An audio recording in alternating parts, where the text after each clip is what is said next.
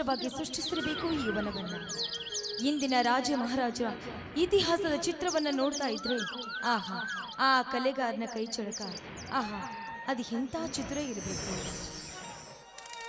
ಈ ಸುಂದರ ಪ್ರಕೃತಿಯನ್ನು ನೋಡ್ತಾ ಇದ್ರೆ ನನಗೂ ಹಾಡಿ ನಲಿಬೇಕು. ಓ ನನ್ನ ಮುದ್ದು ಕೋಗಿಲೆಗಳು, ನಿಮ್ಮ ಜೊತೆ ಹಾಡಿ ನಲಿಯಿರಿ. ಮಂದಾರವೇ ಅರಳುತ್ತಿದೆ, ಚಿತ್ತಾರವಾ ಬರೆಯುತ್ತಿದೆ. ಮಂದಾರವೇ ಅರಳುತ್ತಿದೆ, ಚಿತ್ತಾರವಾ ಬರೆಯುತ್ತಿದೆ. ಹೃದಯದಲ್ಲಿ ಉದಯಿಸಿದೆ, ಅದು ಏನು ಮರೆಯದೆ ಹೋದೆನು ನಾ. ಮಂದಾರವೇ ಅರಳುತ್ತಿದೆ, ಚಿತ್ತಾರವಾ ಬರೆಯುತ್ತಿದೆ.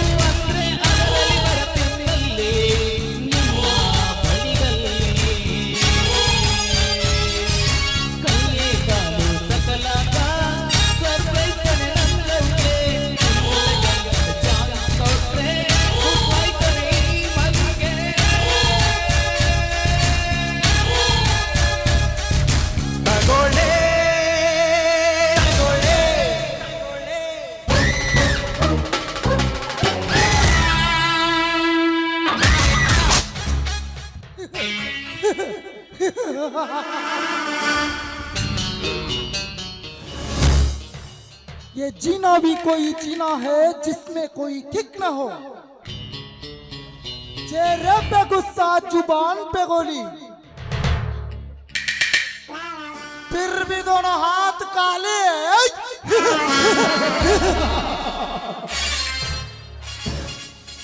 ये हेडेक नहीं है, मेरे मेरे प्यार का हैंगओवर है।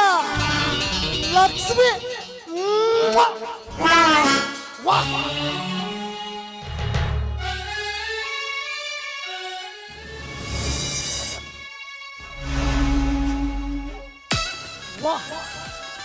ಇದ್ಯಾವ ವಸಂತ ಮಾಸದ ಕೋಗಿಲೆ, ಎಷ್ಟೊಂದು ಕುಹು ಕುಹು ಎಂದು ಕೂಗಿ ಹಾಡುತ್ತಿದೆಯಲ್ಲ.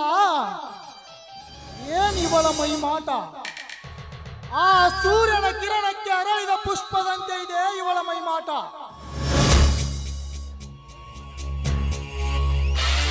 ಈ ಪುಷ್ಪದ ಮಕರಂದವನ್ನು ತುಂಬಿ ಬಂದು ಹೀರಲು ಬಯಸಿದಂತೆ ನಾನಿವಳ ಸೌಂದರ್ಯದ ಸುಗಂಧವನ್ನು ಹೀರಲು ಉತ್ಸಾಹಕನಾಗಿದ್ದೇನೆ.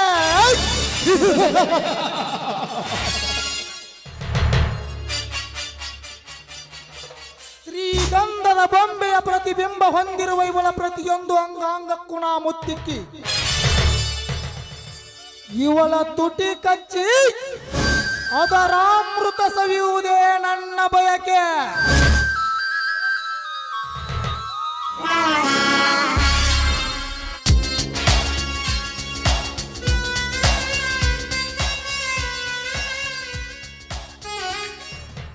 ಓಹೋ, ಇವಳು ಆ ಎಮ್ಮೆಲ್ಲೆ ವೀರನ ಗೌಡನ ತಂಗಿ ಮಹಾಲಕ್ಷ್ಮಿ. ಹಾ, ಲಕ್ಷ್ಮಿ ಅವರೇ, ಯಾರಬ್ರು? ಹೆದರಬೇಡ, ನಾನು ನಿಮ್ಮಣ್ಣನ ಸ್ನೇಹಿತ ಮನೋಹರ. ಗೊತ್ತಾಯ್ತು. ತಾವಿಲ್ಲಿಗೆ ಬಂದಿದ್ದೀರಿ?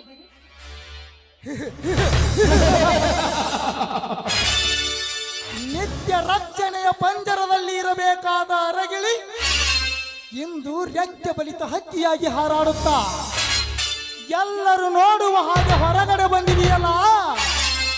ಪಾಪ, ಇಲ್ಲಿ ಎದಕ್ಕೆ ಯಾವುದಾದರೂ ದುಂಬಿ ಬಂದು ಚುಂಬಿಸುತ್ತಿರಬಹುದೆಂದು ನಿನ್ನ ರಕ್ಷಣೆಗಾಗಿ ನಾನೇ ಧಾವಿಸಿ ಓಡೋಡಿ ಬಂದಿದ್ದೇನೆ.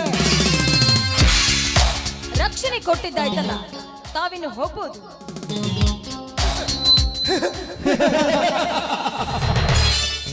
ಇಲ್ಲಿಂದ ಹಾಗೆ ಹೊರಟು ಹೋಗಲು ಬಂದಿಲ್ಲ ಲಕ್ಷ್ಮಿ. ಬಹಳ ದಿನಗಳಿಂದ ಕಾಯ್ದು ಕುಳಿತ ಈ ನಿನ್ನ ಕೊರಳಿಗೆ ಬಾಳೆಂಬ ತಾಳಿ ಕಟ್ಟಿ ನಿನ್ನನ್ನು ನನ್ನ ಬಾಳ ಸಂಗಾತಿಯನ್ನಾಗಿ ಮಾಡಿಕೊಳ್ಳಲು ಬಂದಿರುವೆ. ಏ ಮೂರ್ಖ, ಏನಂದ್ರೆ ನೀನು? ಇಡೀ ಊರಿಗೆ ಆಗರ್ಭ ಶ್ರೀಮಂತ MLA ವೀರನಗೌಡನ ತಂಗಿಗೆ ನೀನು ತಾಳಿ ಕಟ್ತೀಯ? ಏ ಹುಚ್ಚ, ನಿನಗೆಲ್ಲೇ ಭ್ರಮೆ ಹಿಡಿದಿದೆಯಾ ಅಂತ ಅನ್ಸುತ್ತೆ. ಭ್ರಮೆ? ಕ್ಷಣಾರ್ಥದಲ್ಲಿ ಅನೇಕ ಹೆಣ್ಣುಗಳನ್ನು ಸೃಷ್ಟಿಸಿ ಪಡೆಯಬಲ್ಲ ಈ ಕಲಾಬ್ರಹ್ಮನಿಗೆ ಭ್ರಮೆ? ಏ ಲಕ್ಷ್ಮಿ,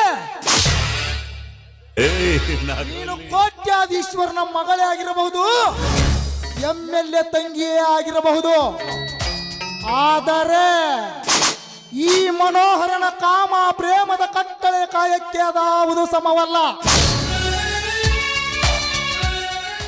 ಸುಮ್ಮನೆ ವಿಮುಖಳಾಗದೆ ಈ ವನ ದೇವತೆಯ ಸಮ್ಮುಖದಲ್ಲಿ ನಾನಿನ್ನ ಸತಿಯೆಂದು ಮನಸಾರ ಒಪ್ಪಿ ಬಿಡು. ಕಟ್ಟಿ ಬಿಡುವೆ ನಿನ್ನ ಕೊರಳಿಗೆ ಈ ಕರಿಮಣಿ ಸರವನ್ನು. ಸಾಧ್ಯವಿಲ್ಲ, ಸಾಧ್ಯವೇ ಇಲ್ಲ. ಮಧುರ ಪ್ರೇಮದ ಭಾವನೆಗಳಿಲ್ಲದ ಮದುವೆ ಮಸನಕ್ಕೆ ಸಮಾನ. ಒಪ್ಪಿಗಿಲ್ಲದ ಅಪ್ಪಿ ನಡೆಯುವ ಸಂಸಾರ ತೂತು ಬಿದ್ದ ದೋಣಿಗೆ ಸಮಾನ. ಮಿಸ್ಟರ್ ಮನೋಹರ್, ನೀನು ಕಟ್ಟುವ ತಾಳಿ ನನ್ನ ಕೊರಳಿಗೆ ನೇಣು ಹಗ್ಗಕ್ಕೆ ಸಮಾನ. ದೂರ ಸರಿಯಾದ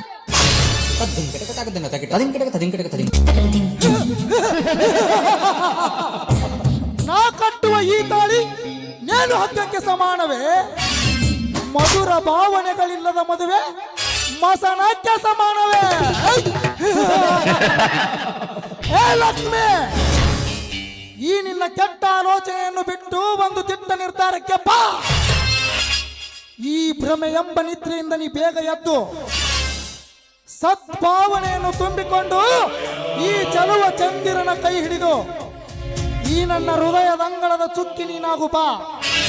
ಈ ನನ್ನ ಅಂತರಂಗದಲ್ಲಿ ಅಡಗಿದ ದೇವತೆ ನೀನಾಗು ಬಾ. ಬಾರಪ್ಪ. ಸರ್ದು ನಿಂತು ಮಾತನಾಡೋ ದುರಾತ್ಮ. ಹೆಣ್ಣು ಅಂದ್ರೆ ನಿನ್ನ ಭೋಗದ ವಸ್ತು ಅಂತ ತಿಳಿದುಕೊಂಡಿದ್ಯಾ?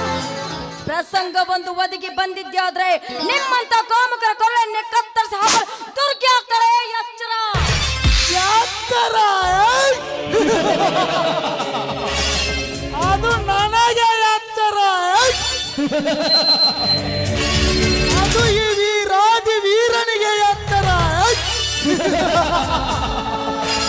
ಎಲೆ ಹುಚ್ಚು ಹೆಣ್ಣೆ, ಕೇಳಿಲ್ಲಿ ನಿನ್ನ ದುರ್ಗಾ ಶಕ್ತಿ ಹೆಣ್ಣಿನ ಕಥೆಯನ್ನು. ಸುರ ಸುಂದರ ಅಂಗನಂತ ಗಂಡ ತನ್ನ ಕಣ್ಣೆದುರಿಗೆ ಇದ್ದರೂ ಕೂಡ ಅವನ ಕಣ್ಣಲ್ಲಿ ಮಣ್ಣೆರಚಿ ಬೇರೊಬ್ಬನ ಜೊತೆ ಮಲಗಿ ಸುಖ ಪಡೆದುಕೊಂಡು ಬರುವ ನಿನ್ನಂತ ಆಧಾರದ ಹೆಣ್ಣುಗಳಷ್ಟಿಲ್ಲಲೇ ಈ ನಿನ್ನ ಹಾಳು ಸಮಾಜದಲ್ಲಿ. ಮದುವೆಗೆ ಮುಂಚೆನೆ ಗರ್ಭ ಧರಿಸಿ ಬೇರೊಬ್ಬನ ಮಡದಿಯಾಗಿ ನಾನೇ ಮಹಾಗರತಿ ಎಂದು ಬಾಳುವ ನಿನ್ನಂತ ಬಂಡರಂಡಿಯರಷ್ಟಿಲ್ಲಲೇ ಈ ನಿನ್ನ ಹಾಳು ಸಮಾಜದಲ್ಲಿ.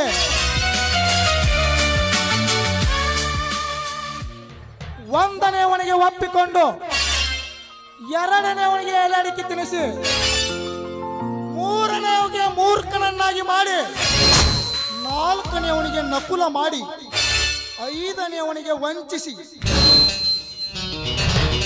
ಆರನೆಯವನ ಕೈಲಿ ತಾಳಿ ಕಟ್ಟಿಸಿಕೊಂಡು ಏಳನೆಯವನಿಗೆ ಕೈಲಿ ಅವನಿಗೆ ಮೋಸ ಮಾಡಿ ಎಂಟನೆಯವನಿಗೆ ಗಂಟು ಹಾಕಿ ಒಂಬತ್ತನೆಯವನ ಕತ್ತು ಕೊಯ್ದು ಹತ್ತನೆಯವನ ಬೆನ್ನತ್ತಿ ಓಡಿ ಹೋಗುವ ನಿನ್ನಂತ ಬಂಡ ರಂಡಿಯರಷ್ಟಿಲ್ಲದೆ ಈ ನಿನ್ನ ಹಾಳು ಸಮಾಜದಲ್ಲಿ ಈಗ ನೀನು ಶೀಲಗೆಟ್ಟ ಹೆಣ್ಣೆಂದು ನಿನ್ನದೇ ಆದ ಹೊಸ ಹೊಸ ಚರಿತ್ರೆ ಬರೆದು ಬಿಸಾಕುವೆ. ಈ ಸಮಾಜದಲ್ಲಿ ನೀನು ಬಲು ಎತ್ತರ. ಹಾಗಾದ್ರೆ ಇದೇ ನಿನ್ನ ಕೊನೆ ನಿರ್ಧಾರವೇ?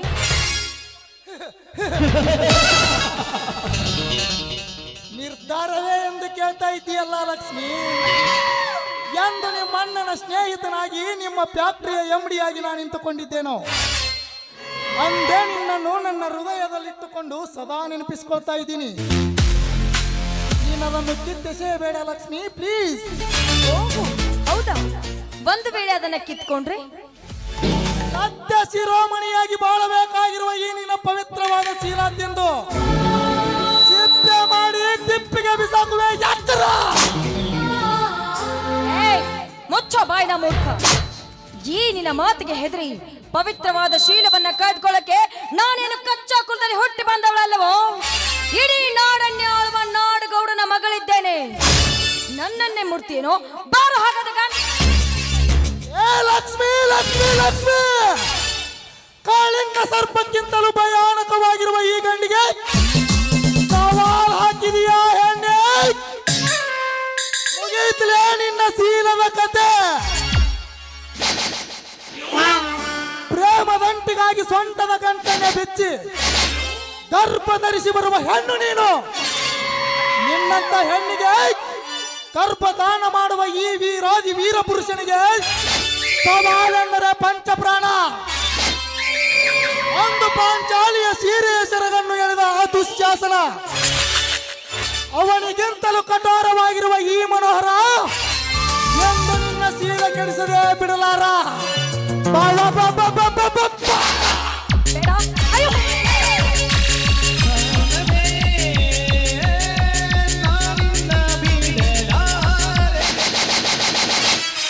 ಕುಲ ಕಂಟಕ ಮನೋಹರ,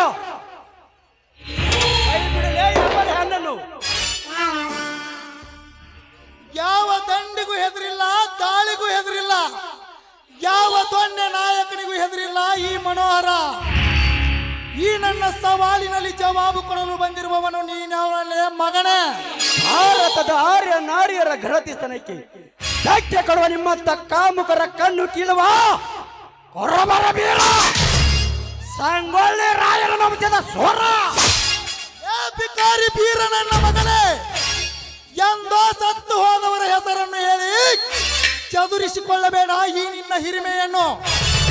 ವೀರ ಶೂರ ಧೀರ ನಾನೇ ಎಂದು ಹೇಳಿ ನನ್ನ ಎದೆ ತಟ್ಟಿ ನಿಂತವರನ್ನು ಎಂದಿಗೂ ಜೀವಂತವಾಗಿ ಬಿಟ್ಟಿಲ್ಲ, ಬಿಡೋದು ಇಲ್ಲ ಈ ಮನೋಹರ. ಸೋಮನ ಕೈ ಬಿಟ್ಟು ಹೊರಟು ಹೋಗಿಬಿಡಿ ಇವಳನ್ನು. मेरे पास ताकत रही तो मेरा सामने हाथ टच करके देखो, समझे? ನಿನ್ನಂತ ಕಚಡ ರೌಡಿಗೆ ಅದರಿ ಈ ಕುರಿಯನ್ನು ನಿನ್ನ ಕೈಗೆ ಒಪ್ಪಿಸಿ ಹೋಗಲಕ್ಕೆ ನಾನೇನು ಹೇಳಿ ಅಲ್ಲ. ಹೆಣ್ಣಂದರೆ ಬಜಾರದಲ್ಲಿ ಸಿಗುವ ಹಣ್ಣಲ್ಲ. ಈ ಹೆಣ್ಣು ಈ ನಮ್ಮ ಭಾರತದ ಬಾವುಟದ ಹಳದಿ ಕೇಸರಿಯ ಚಿಹ್ನೆ, ಅರಸಿನ ಕುಂಕುಮ, ಕರತಿಯ ಸಂಕೇತ. ಆ ಬಾವುಟ ಮುಟ್ಟಿದ್ರೆ ನಾವು ಸುಮ್ಮನೆ ಬಿಡಂಗಿಲ್ಲ. ಅಂತದರಲ್ಲಿ ಈ ನಿಜವಾದ ಹೆಣ್ಣೆ ನೀ ಮುಟ್ಟಲು ಬರ್ತಿದ್ದಿ ಅಂದರೆ ನಿನ್ನನ್ನು ಈ ಕೊಡಲಿಯಿಂದ ಕತ್ತನೆ ಕಡಿದು ಬಿಡ್ತೇನೆ. ಅಲೇ ಕಡ್ತಾಗೆ ಸಾವಿನ ದವಡೆಯಲ್ಲಿ ಸಿಕ್ಕ ಕುರಿ ಅಂತ ಬಡಬಡಿಸಬೇಡಲೇ ಬಡಕೊಂಡಿಯೇ. ಮೇರಾ ತಾಕತ್ ಆಂಕೆ ಸೆ ದೇಖೋ ಬಚ್ಚಾ, ಆಂಕೆ ಸೆ ದೇಖೋ. ಭಿಕಾರಿ ಬೀರ ನನ್ನ ಮಗನೇ, ಬರೀ ನನ್ನ ಮುಷ್ಟಿಯಿಂದ ಮುಟ್ಟಿದರೆ ಸಾಕು ಸುಟ್ಟು ಹೋಗುವ ನೀನು ನನ್ನೊಂದಿಗೆ ಕಾದಾಡಿ ನನ್ನ ಹೊರತಕ್ಕೆ ಸಿಕ್ಕು ಸಾಯಬೇಡ. ಇದು ಸೇಡಿಟ್ಟ ಕಾಳಿಂಗ ಸರ್ಪ. ಸೇಡಿಟ್ಟ ಸರ್ಪ, ನಾಗರ ಹಾವಿನ ಸಿಕ್ಕಂತ ಭಯಂಕರವಾದ ಈ ಬೀರ ಎದುರು ಹಾಕೊಂಡವ್ರಿಗೆ ಕೊಡಿಸದೆ ಬಿಟ್ಟಿಲ್ಲ ನೀರ. ನೀನು ಸೇಡಿಟ್ಟ ಸರ್ಪವಾದರೆ ನಾನು ಆ ಸರ್ಪವನ್ನ ಮೇಲೆತ್ತಿ ಗರಗರನ ತಿರುಗಿಸಿ ನೆಲಕ್ಕೆ ಒಗೆಯುವ ಗರುಡನಿದ್ದೇನೆ. ಹೆಚ್ಚಾಗಿ ನೀ ತೀರಿದರೆ ಪರಿಹಾರ ಕೊಡುವುದಿಲ್ಲ.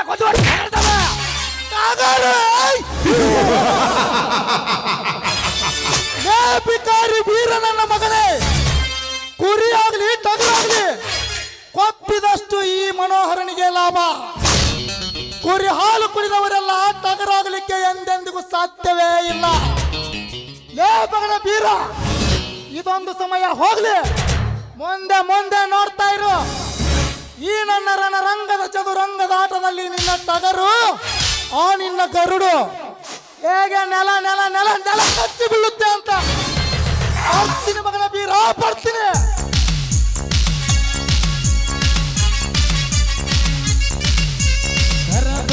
ಬಾಸು ಕರಬ ಸುಮ್ಮನೆ ಬಡದು ನಿಲಗಡ ಬಡಗೆ ಬಡದು ಕರಬ ಬಾಸು ಕರಬ ಸುಮ್ಮನೆ ಬಡದು ನಿಲಗಡ ಬಡಗೆ ಬಡದು ನಾನುಗಳು ರೌಡಿಗಳು ಬಿದ್ದಾದವ್ರೆ ನದೀತಿ ಮಾಡೋಕೆ ಮುಗಿದಿದವ್ರೆ ಇಲ್ಲಲ್ಲಿ ನನ್ನ ಕಿಂಗು ಅನ್ನವ್ರೆ ನನ್ನ ತನಗೊಂಡು ನೀಗುವಿನು ಆಗೋ ಬಾರಿ ನೀನು ಕರದಲ್ಲಿ ಮರತೀತಿ ನಡಿ ನಾರಡಿ ನಾನು ಮಾಡ್ತಾ ಇಲ್ಲ ಕಣೀಗ ಬಡಿ ನನ್ನ ಒಂದಲ್ಲ ಎದುರಬೇಡ ನಾನು ರೌಡಿ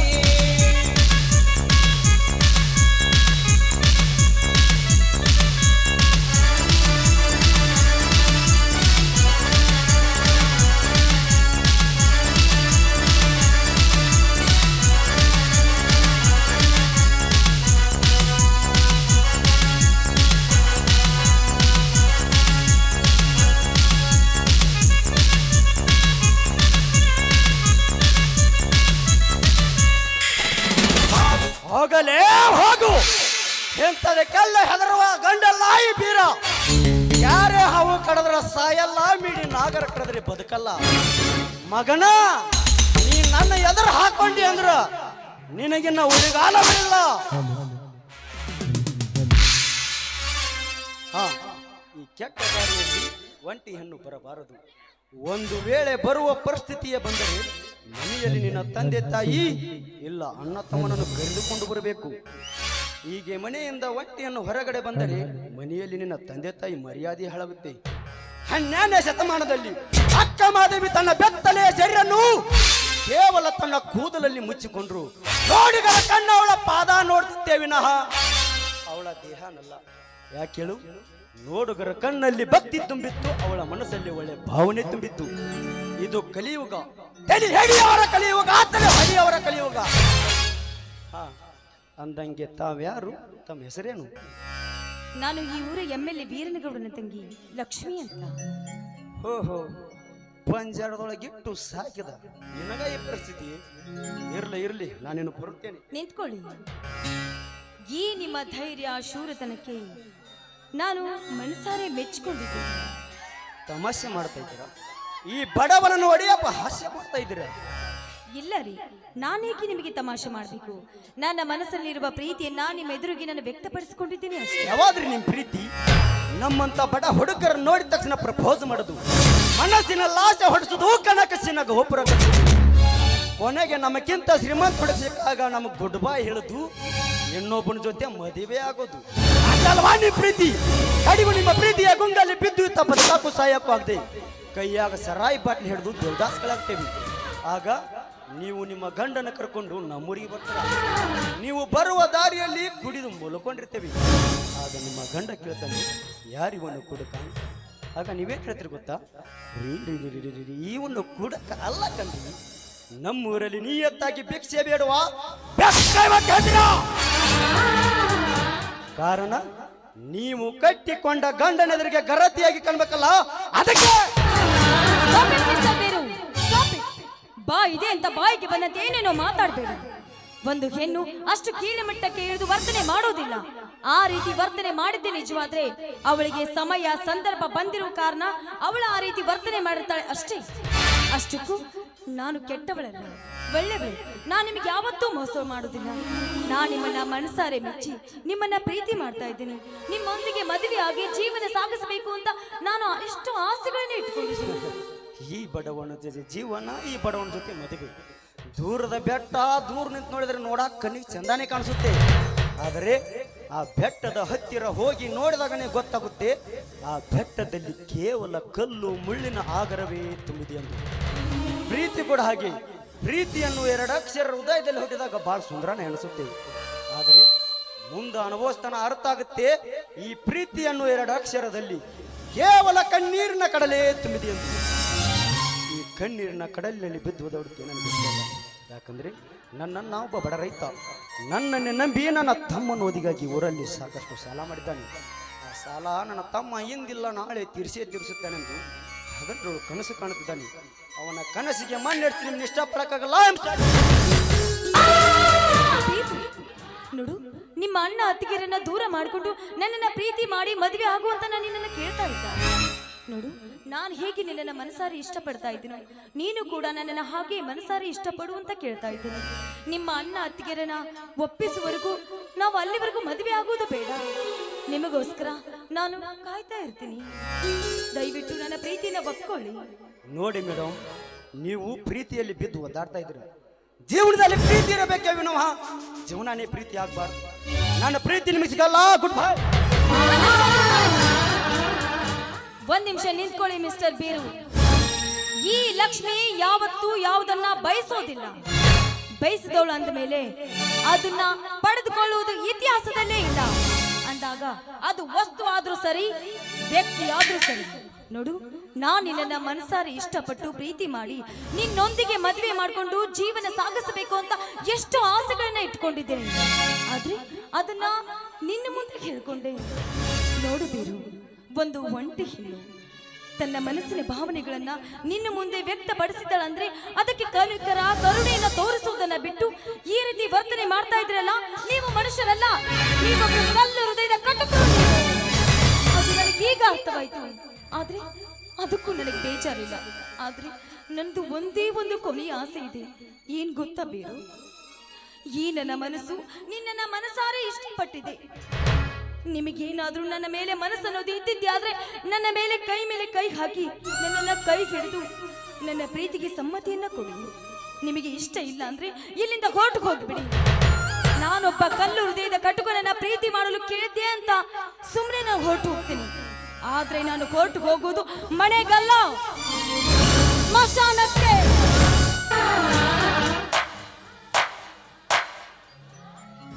ಸತ್ತು ಹೋದ ಮತ್ತು ಹುಟ್ಟಿ ಬರಂಗಿಲ್ರಿ ಮೇಡಮ್. ಚಟಗಾರನ ಚಟ ಮುಚ್ಚಬಹುದು, ಆದರೆ ಎಂದು ಮುಚ್ಚಲು ಸಾಧ್ಯವಿಲ್ಲ. ಹೆಣ್ಣೆನ್ನುವುದು ಒಂದು ಪವಿತ್ರವಾದ ಹೂ ಇದ್ದಂಗ್ರಿ. ಆ ಹೂವು ದೇವರ ಪೂಜೆಗೂ ಬರುತ್ತಾ, ಶುಭ ಸಮಾರಂಭಕ್ಕೂ ಬರುತ್ತಾ. ಅಷ್ಟೇ ಯಾಕೆ, ಸತ್ತ ಹೆಣ್ಣಕ್ಕೆ ಶೃಂಗಾರ ಮಾಡಿ ಆ ಸತ್ತ ಹೆಣ್ಣಿನನ್ನು ಹೊರಗಾಡಕ್ಕೆ ಕಳಸಕ್ಕೂ ಬರುತ್ತಾ. ಈ ಕೆಟ್ಟ ಕಲಿಯುಗದಲ್ಲಿ ಹೆಣ್ಣು ಹೂವಾಗಿ ಒಳಬೇಕು, ಹುಲ್ಲಾಗಲ್ಲ. ಈ ನಿಮ್ಮ ಪ್ರೀತಿಗೆ ನಾನು ಒಪ್ಪಿಕೊಂಡಿದ್ದೇನೆ. ಆದರೆ ನನ್ನದೊಂದು ಮಾತು, ಕಡಿತನ ನೀವು ನನ್ನ ಕೈ ಬಿಡುವುದಿಲ್ಲ ಎಂದು ಮಾನ ಮಾಡಿದರು. ಆಯ್ತು ಬೀರು, ನಿಮ್ಮನ್ನ ಯಾವತ್ತೂ ಕೈ ಬಿಡ. ಅಯ್ಯೋ ಶಿವ ಶಿವ, ನಾನೇ ಪ್ರಮಾಣ ಮಾಡೇ ಬಿಟ್ಟಿಯ. ಅಯ್ಯೋ ನಿರುಪಾದೇಶ್ವರ, ಈ ವಿಷಯ ನನಗೆ ಹೇಗೆ ಹೇಳುವುದು? ಇದು ಒಳ್ಳೆ ಕವಿರತ್ನ ಕಾಳಿದಾಸನ ಕಥೆ ಆಯ್ತಲ್ಲ. ಹೌದು, ಅಂದು ಕಾಳಿದಾಸನ ಹೆಂಡತಿ ಅವನನ್ನ ಕವಿರತ್ನನಾಗಿ ಮಾಡಿದಂತೆ ನಾನು ಕೂಡ ನಿಮ್ಮ ಹೆಂಡತಿಯಾಗಿ ಇಡೀ ನಾಡಿಗೆ ನಿಮ್ಮನ್ನ ರಾಜನಾಗಿ ಮಾಡ್ತೀನಿ. ಬಾಬೀರ, ಈ ಮಾತು ಸತ್ಯವೇ? ಇದನ್ನು ನಾನು ನಂಬಲೇಬೇಕು. ನನ್ನಾಣೆ ನಿಮ್ಮಾಣೆ ಈ ವನದೇವತೆ ಮೀಲಾನಿಗೂ ಸತ್ಯ. ಹಾಗಾದರೆ ಮದುವೆ ಮಾತ್ರ ನನ್ನ ಕೇಳಿಯಾಗುವುದು. ಇದಕ್ಕೆ ನಿನ್ನ ಒಪ್ಪಿಗೆದೆಯಾ? ಆಯ್ತು, ನಿಮ್ಮ ಮಾತಿಗೆ ನಾನು ಖಂಡಿತ ಒಪ್ಪಿಕೊಳ್ಳುವೆ. ಬಾಬೀರ, ನನ್ನ ಬನದ ಶೂರ. ಅನರ್ಘ್ಯ ರತ್ನವೇ, ಅನರ್ಘ್ಯ ರತ್ನವೇ, ಅನರ್ಘ್ಯ ರತ್ನವೇ, ಅನರ್ಘ್ಯ ರತ್ನವೇ.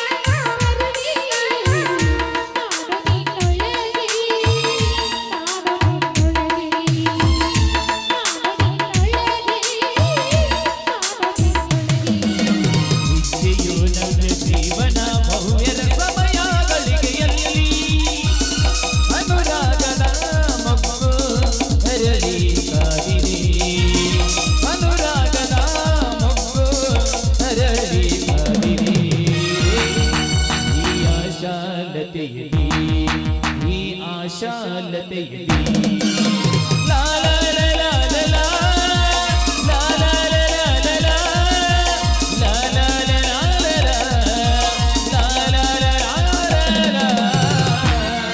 ಹಾ ನಡೀರಿ ನಿಮ್ಮನ್ನು ನಿಮ್ಮ ಮನೆತನಕ್ಕೆ ಬಿಟ್ಟು ಬಿಡ್ತೀನಿ.